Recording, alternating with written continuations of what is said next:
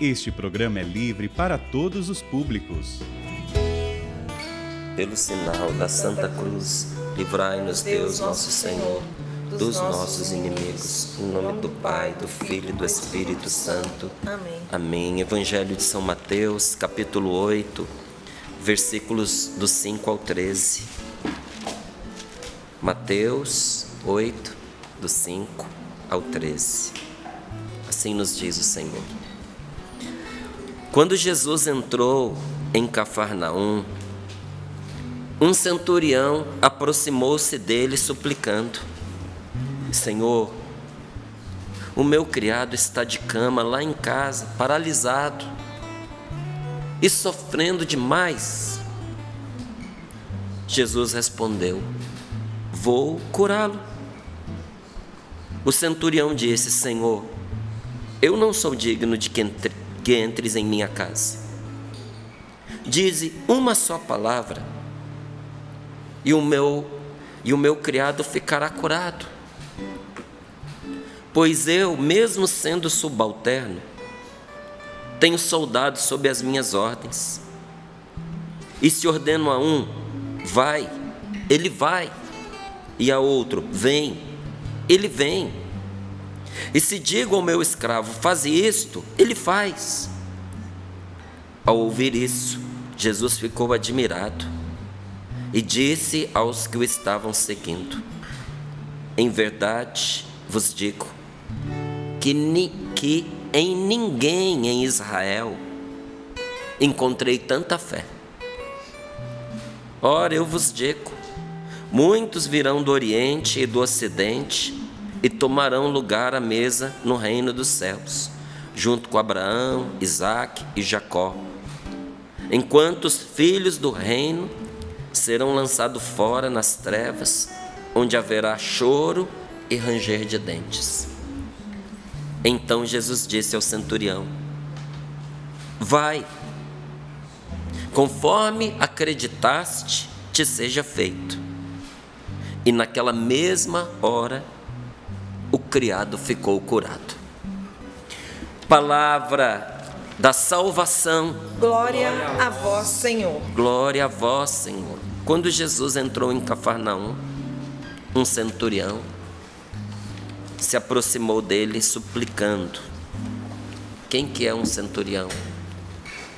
É um comandante de um grupo de soldados de 100 pessoas.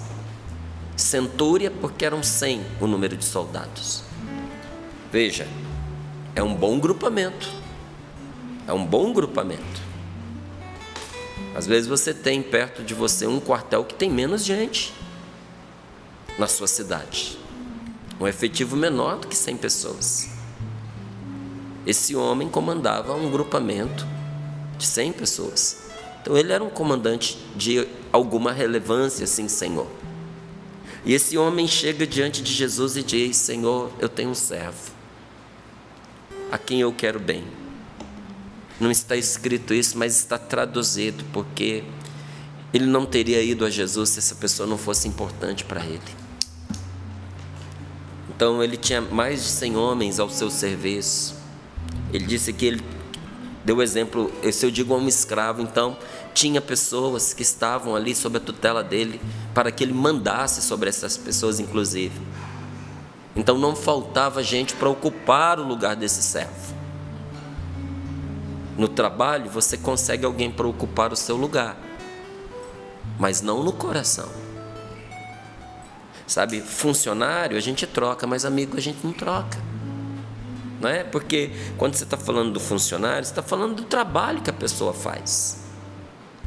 Um dia, essa pessoa será substituída, nem que seja por uma razão de enfermidade ou de velhice, não é? E o trabalho que ela fazia será feito por outro. Agora, quando essa pessoa ela entra no coração da gente e passa a fazer parte da vida da gente, ela é insubstituível. Não dá para substituir. Então esse homem foi até Jesus, porque este servo não era só servo, era seu amigo, tinha a sua afeição, fazia parte, de certo modo, da sua família. Ele disse: o meu servo, meu criado, está de cama lá em casa, paralisado e sofrendo demais. Diz para mim se não são palavras de quem se preocupa com a pessoa. Sofrendo, meu amigo está sofrendo. E Jesus respondeu para ele, para aquele centurião, diante da compaixão que ele tinha pelo servo. Jesus teve compaixão dele e disse: eu vou curá-lo. Mas na mesma hora o centurião interveio e disse: Senhor, eu não sou digno de que entres em minha casa. Dize uma só palavra e o meu criado ficará curado. Por que esse centurião disse isso? Porque os judeus não entravam na casa de pagãos. E ele era um pagão. E ele sabia que isso não condizia com o costume do povo de Jesus. Então, se pôs no lugar de Jesus e disse: Senhor, eu não sou digno de que entres na minha casa. Mas para fazer o que eu te pedi, o Senhor não precisa entrar lá. Basta que a sua palavra entre. Se a sua palavra entrar na minha casa, a cura de Deus entrará também. Gente, isso é fé. Por isso que tantos de nós damos a vida aqui na Canção Nova, para que a palavra de Deus entre na casa, na sua casa, na minha casa, na casa dos meus amigos, na casa dos meus parentes, na casa das pessoas que eu amo. Já disse isso aqui mais de uma vez no Sorrindo para a Vida. Quando alguém está sofrendo, principalmente de enfermidades interiores, a primeira recomendação que eu faço para a pessoa é: assista o Sorrindo para a Vida. Por que o Sorrindo para a Vida? Porque é a palavra de Deus conversando com quem está necessitado. Porque aqui, nesta mesa, a palavra de Deus conversa com a gente. E feliz daquele que abriu a sua casa para a palavra de Deus entrar, que abriu o seu coração para a palavra de Deus entrar. E aquele centurião viu o que muita gente não vê, que quando a palavra de Deus entra na nossa casa, Deus também entra com a palavra que é dele.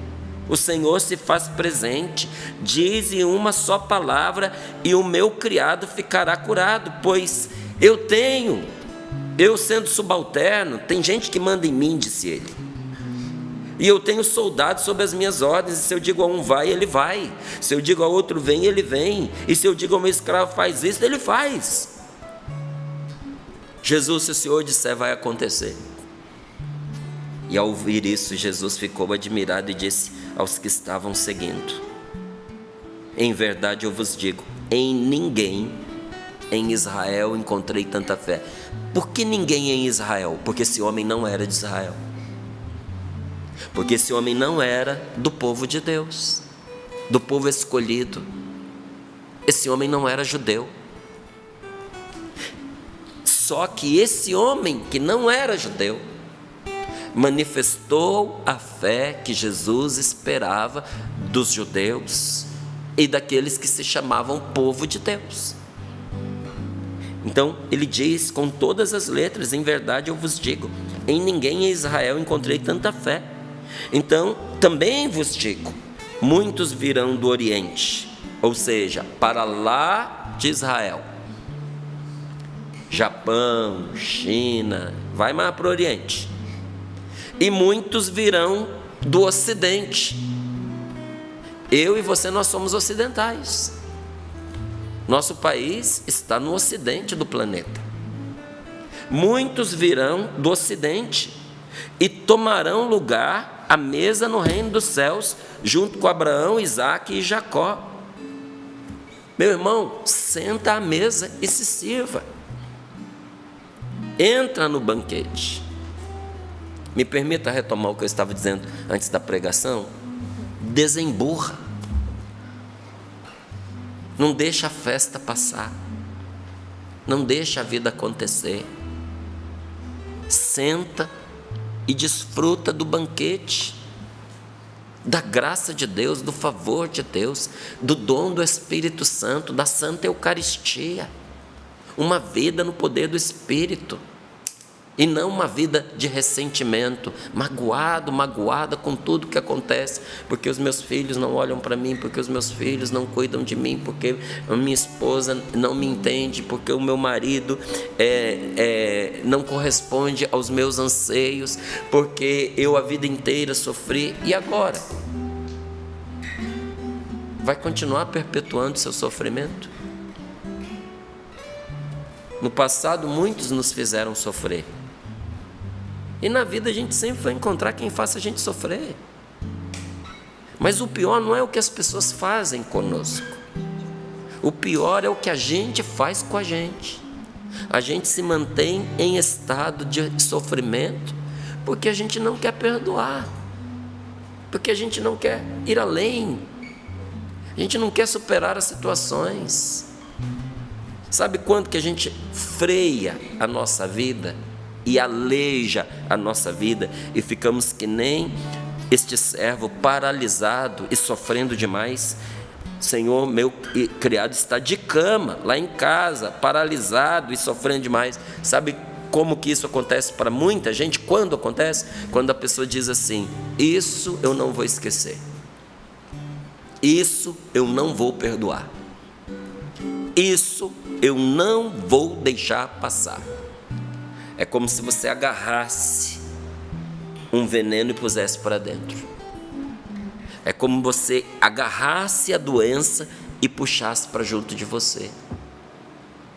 É como se você pegasse algo infectado, que se você se mantiver junto daquilo, a infecção vai passar para você. E não só que você abraçasse com aquilo, mas você pusesse para dentro. Então, no momento que eu digo assim: eu não vou esquecer, eu não vou deixar passar, eu não vou deixar em branco, eu não vou deixar barato, isso eu nunca vou perdoar. Irmão, você trocou a mesa do banquete pela cama da enfermidade. Sai da cama e senta à mesa. Jesus disse que a mesa é para quem quer. Por isso que muitos dos filhos, vou ler até como está aqui, olha: enquanto os filhos do reino serão lançados fora. Como assim os filhos do reino? Porque havia uma promessa feita para o povo escolhido. Só que uma promessa deixa de se cumprir na sua vida quando você vira as costas para ela. A pessoa fez uma promessa para você: vou viver ao seu lado, serei fiel a você, vou te amar até o fim, até que a morte nos separe. Mas essa promessa deixa de fazer efeito na sua vida no momento em que você vira as costas e vai embora. A promessa pode estar de pé, mas o fruto, o resultado dessa promessa não se cumpre mais, porque você foi embora. Então o convívio estreito, aquela amizade, o cuidado mútuo se perdeu quando virou-se, um dos dois virou as costas para a promessa que o outro fez.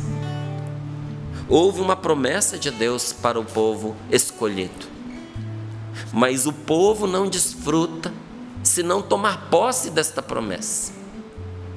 O dom do Espírito Santo, a graça de Deus, esse dia de hoje nos foi dado para que a gente o viva e não para que a gente se arraste.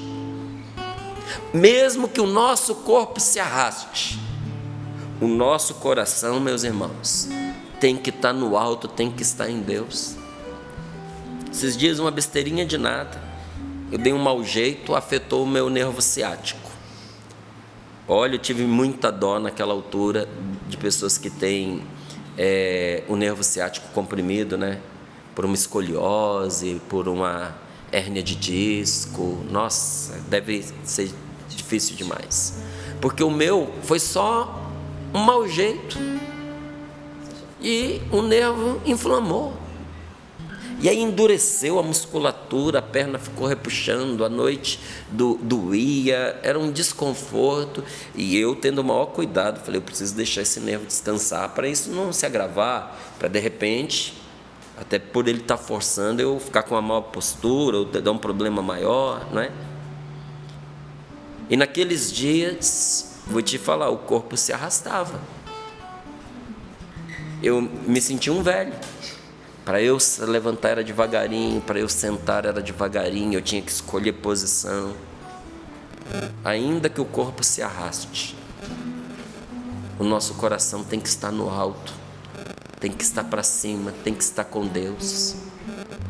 Eu não vou dizer para você que tem que estar alegre, porque a alegria é dom do Espírito Santo. E você dizer para uma pessoa que está vivendo sem Deus, seja alegre, é igual você falar para essa mesma pessoa, voa, bate as asas.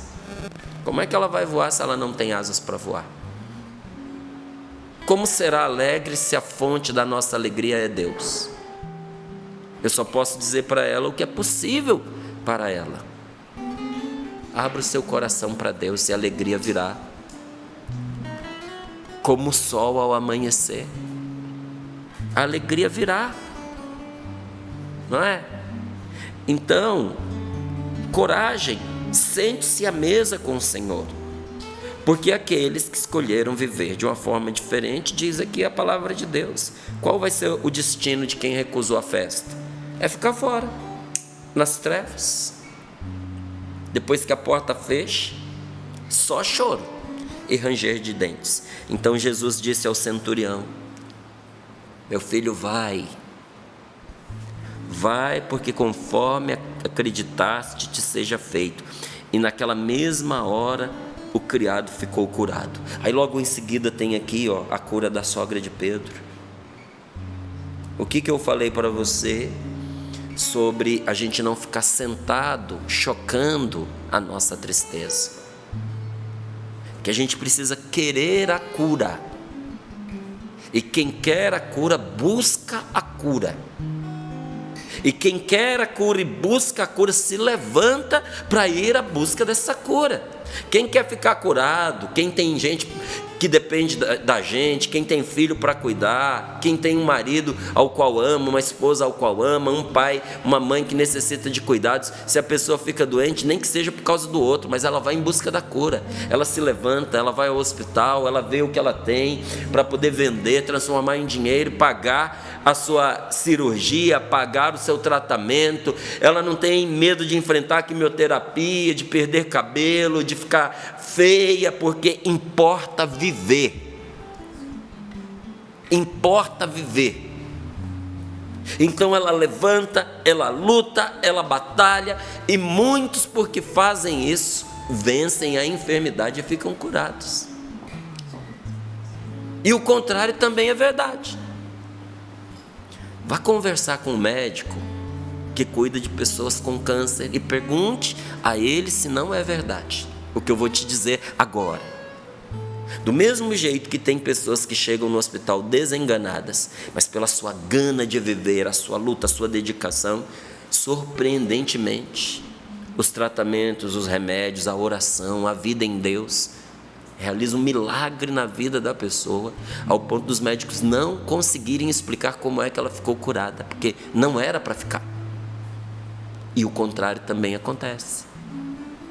Há pessoas que chegam com um câncer tratável, os médicos dizem, tem saúde para poder enfrentar essa batalha, mas a pessoa desiste, a pessoa não luta. E às vezes a doença piora tanto, e os médicos chamam a família e dizem, nós fizemos tudo o que nós podíamos para ela, só que ela precisa querer viver, ela precisa lutar. Ela está em coma, mas entrem lá, conversem com ela, porque há muitos testemunhos, os médicos dizem, de pessoas que estavam em coma e escutavam, viam, sentiam.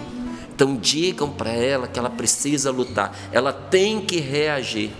Quem quer, meu irmão, precisa se levantar, igual a sogra de Pedro, versículos seguintes. Entrando na casa de Pedro, Jesus viu a sogra deste acamada. O segundo acamado aqui, olha. O segundo acamado, com febre. tocou-lhe a mão e a febre a deixou. E o que foi que ela fez em seguida? Precisou tomar posse da cura e precisou fazer a parte dela para que a cura se completasse. O que, Márcio? Se levantou e foi servir a Deus. Se levante e vá servir a Deus. Eu fico abismado com algumas pessoas que dizem: a vida está acabando para mim, eu sou muito solitária, eu sou muito solitário, eu não tenho ninguém. Eu digo para a pessoa: procure a sua comunidade, procure a sua paróquia, ofereça-se para você. Ah, eu não quero. Não quer. Não quer. Não quer interagir com as pessoas. Não quer se colocar a serviço. Alguns querem que acalentem, adulem o seu sofrimento, a sua dor, a sua autopiedade. É mesmo, tadinho de você, que pena que essas coisas aconteceram com você. Eu digo isso para você com propriedade, porque eu já vivi assim. E enquanto eu vivia assim, a minha vida era indigna de ser chamada de vida. Que tristeza, gente. Sinceramente, aqui entre nós, estou falando de mim, era só tristeza, era só agonia, era medo atrás de medo. E como a gente vai vivendo mal, a gente vai causando mal para as pessoas, sabe? Porque quem vive mal gera um mal-estar à sua volta, aí as pessoas vão se afastando, aí de repente um diz alguma coisa que a gente não gosta, aí aquilo serve para confirmar para a gente que a gente está mesmo na lata do lixo da vida. Está vendo? Ninguém gosta de mim. Está vendo? Ninguém... Porque a gente quer ser acalentado na nossa miséria. A gente quer ser adulado na nossa ferida. A gente quer que a pessoa carregue a gente nas costas. A gente não quer agarrar a mão que está estendida. A pessoa está vendo a gente cair, ela estende a mão. A gente diz: não, me pega no colo. E aí a pessoa pega a gente abandona, larga-se. Olha, é difícil você pegar uma pessoa no colo quando ela vai na contramão. Sabe, imagina uma pessoa numa moto. Aí chega a hora da curva. Você tem que jogar para o lado da curva, o motorista joga. Imagina que na hora da curva o carona vai para um lado e o motorista para o outro. Vai morrer. Vai morrer. Entende? Tem gente que é assim, a outra estende a mão, em vez dela ir junto na curva, não, ela joga ao contrário. Ela, além de se prejudicar, ainda prejudica quem está ajudando. Puxa o outro para baixo. Quanta gente hoje desanimou de ajudar as pessoas porque foi prejudicado por gente que tentou ajudar. Eu e você não podemos ser essa pessoa que prejudica quem estende a mão para a gente. Às vezes quem nos estende a mão não consegue pegar a gente no colo. É aceitar o que a vida está nos dando. Agarra essa mão. Quando Pedro foi entrar no templo, tinha um paralítico na porta, aleijado desde a nascença. Pedro olhou para ele e disse: não tenho ouro, não tenho prata, mas o que eu tenho eu te dou. Te dou uma mão estendida e uma ordem em nome de Deus, em nome de Jesus Cristo, levanta-te e anda. E muita gente pensa assim: e o homem levantou? Não levantou, não levantou.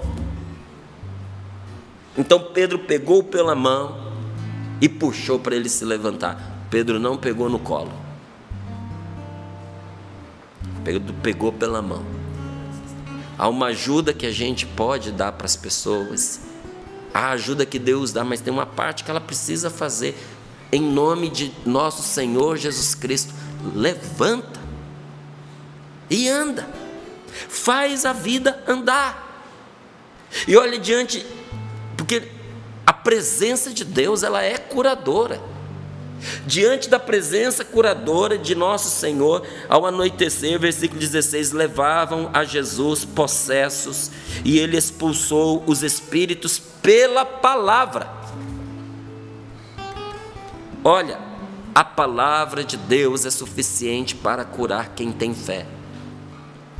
A palavra de Deus exorciza a pessoa que tem fé. Se ela estiver endemoniada, pela fé, nosso Senhor a liberta. Pela sua palavra. Eu não sou digno de que entres na minha casa, mas se a tua palavra entrar, Senhor, e está entrando agora, em teu nome eu me levantarei, eu ficarei curado. E ele expulsou os espíritos pela palavra e curou todos os doentes, e assim se cumpriu o que foi dito pelo profeta Isaías. Ele assumiu as nossas dores, ele carregou as nossas enfermidades. Fomos curados graças às suas chagas, chagas que curam. Essa força que saiu de Jesus para curar a sogra de Pedro, essa força que saiu de Jesus quando ele disse a esse centurião: vai e seja feito conforme a sua fé, do jeito que você acreditou que aconteceria, aconteceu, pode ir porque o seu servo está curado. Essa força que curou esse servo à distância, essa força transbordou, meu querido. Essa força que saiu de Jesus para curar esse servo no Calvário transbordou do lado de Jesus como fonte que jamais se extingue. Agora é para todos nós. Chega na fonte e bebe, volta para Deus. Senta na mesa, no banquete. E para você se banquetear. E você que ouvindo o que eu disse, falou: olha, realmente eu falei que eu não ia esquecer, que eu não ia deixar e que eu ia guardar. E você identificou que foi bem ali, né? Que a sua vida deu uma guinada para baixo. Foi bem ali. Hoje você pode, pela força do Espírito Santo, ainda antes de terminar esse programa, você pode hoje reorientar a sua vida, dar a ela o rumo que ela precisa ter, consertar com Deus o caminho que foi destruído, o desvio que foi tomado, que estava levando você só para angústia, para tristeza, para perdição. Sua vida se perdeu ali. E como é que você pode fazer isso? Perdoa o mal que te fizeram. Perdoa o agressor. Perdoa. E diga, de maneira que você possa escutar a sua própria voz, que você dá o seu perdão a essa pessoa, que você perdoa essa situação e que você quebra toda autodeterminação, a determinação que você se impôs de viver magoado, de viver ferido, de viver sem perdoar, de desistir da vida porque o que você queria não deu certo e que agora não tem reparo. Meu Deus, graças a Deus, tem situações na nossa vida que não podem ser reparadas, porque elas talvez fossem reparadas para nos levar aonde a gente não deveria chegar. Mas há um caminho aberto para nós, um caminho de vida para nós, se nós tomarmos a decisão de viver. E começa pelo perdão, porque o perdão, ele isola o mal, sabe? Sabe quando, você já viu que a gente às vezes dá uns carocinhos? Parece um tumorzinho. Mas você vai, o médico diz: não, isso aqui é benigno, você fica tranquilo que isso não vai virar nada. Doutor, o que foi isso? Não, o seu corpo estranhou alguma coisa, então o seu corpo isolou aquilo e encapsulou. Para não dar, tem aí, Paulo? Tem. Para não dar uma infecção. Então, o corpo da gente é inteligente, a gente tem que aprender com o nosso corpo. Então o corpo pega aquele agente externo, agressor, isola, encapsula, fica duro. Sabe o que tem ali duro em volta daquilo? Fibra, carne. Trancou o mal ali dentro. O perdão faz isso. A primeira coisa que o perdão faz é isolar o mal e trancá-lo, para ele não contaminar o resto da nossa vida. Se você, pelo perdão, não for capaz de isolar essa situação, trancar essa situação, ela vai pôr a perder a sua vida inteira, vai adoecer tudo, vai adoecer o seu afetivo, vai adoecer o seu intelectual, vai adoecer o seu físico, você vai se tornar uma pessoa doente. e eu vou ficar mais com aquilo isolado e trancado dentro de mim. Não, esses são os primeiros passos que acontecem quando a gente perdoa. Primeiro isola, depois tranca, para não contaminar o resto, e por fim transforma. Transforma. Com o tempo e a decisão que foi tomada de perdoar, o Espírito Santo vai trabalhando em nós para transformar aquela situação. Se tem alguém que poderia ficar magoado, ferido e não perdoar, esse alguém era Jesus, gente, que sofreu horrores sendo inocente. Mas Ele nos ensinou na prática, fazendo, para que ninguém dissesse, Ele disse, mas não fez.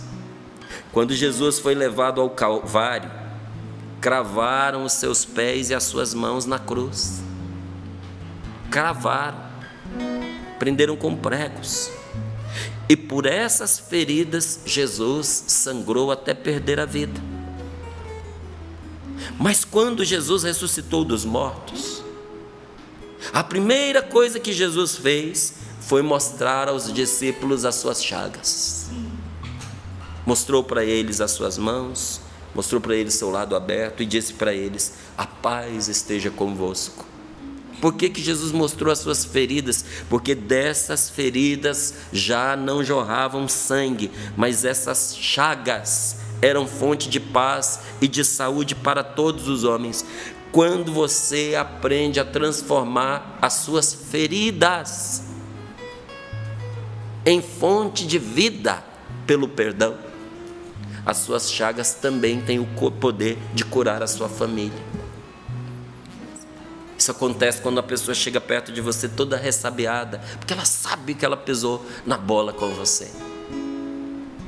E você abre as suas mãos e entrega para ela um voto de paz.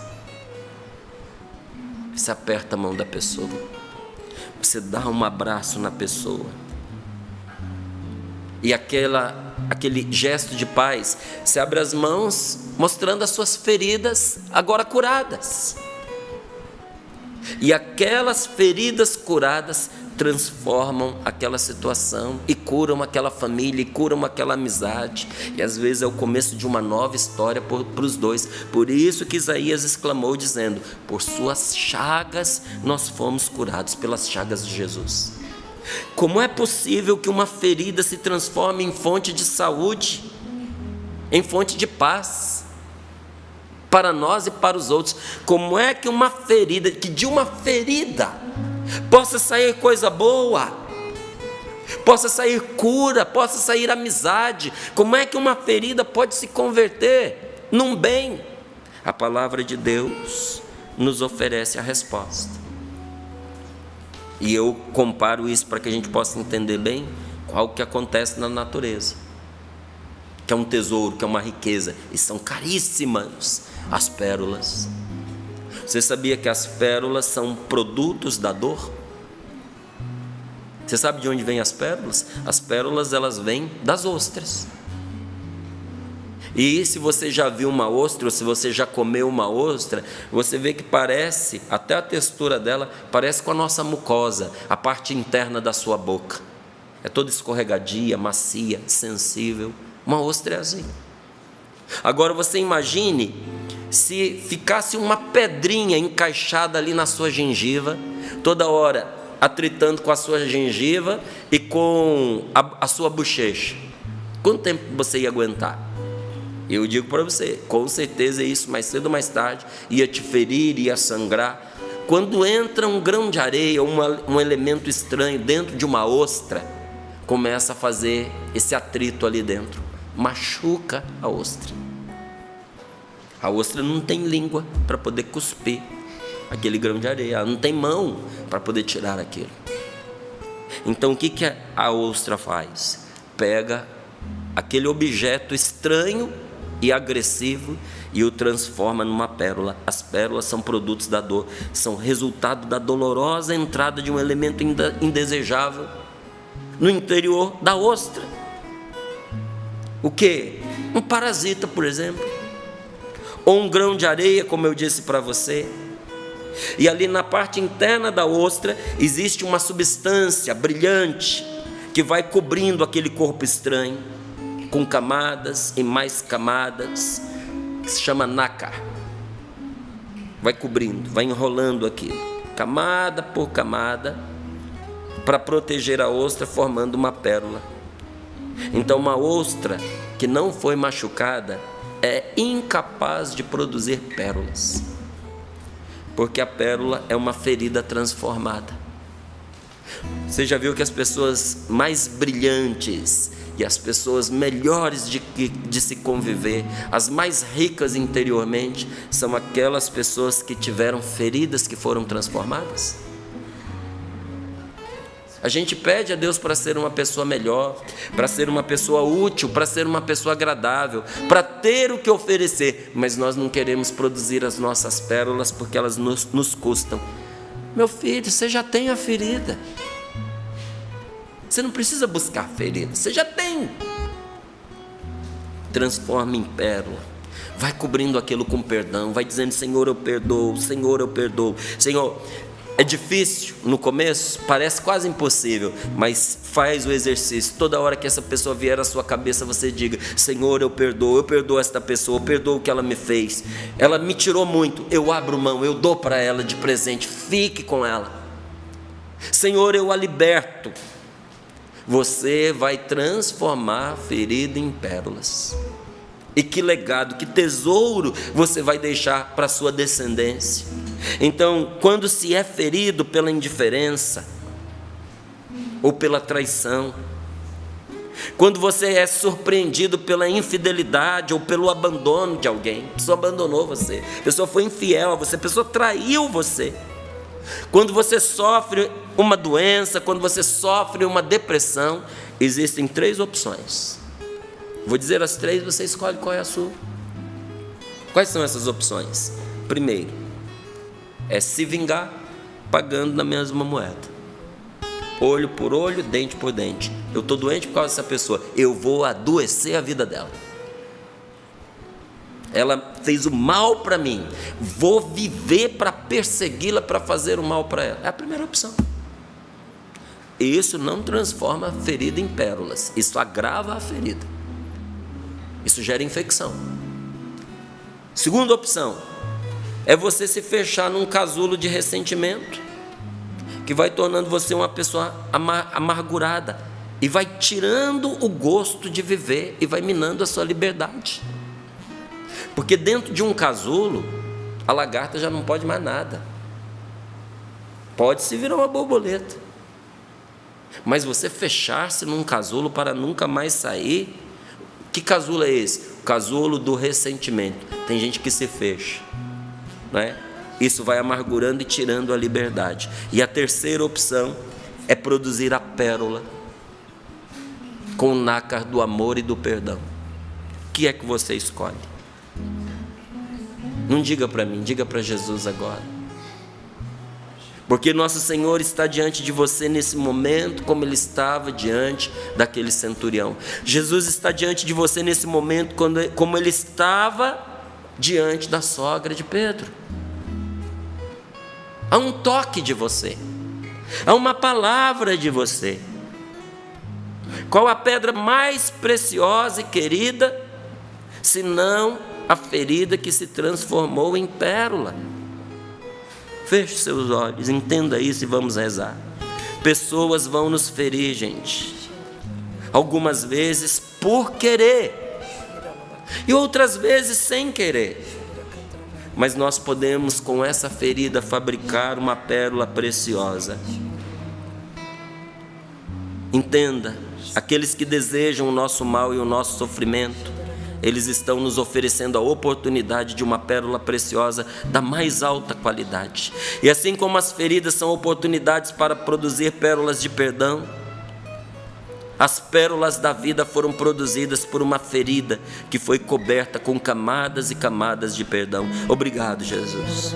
Obrigado, Senhor, porque os pregos e as lanças que perfuraram tuas mãos e cada uma das partes do teu corpo, como sinais de vingança dos seus inimigos, bem também como sinais de injustiça, O Senhor soube transformá-las em fonte de paz e salvação para todos nós. Obrigado, Senhor, pelas tuas chagas, porque por elas nós fomos curados. Obrigado, Senhor, quando através do perdão e da compreensão transformamos as feridas que os outros nos causaram numa pérola preciosa.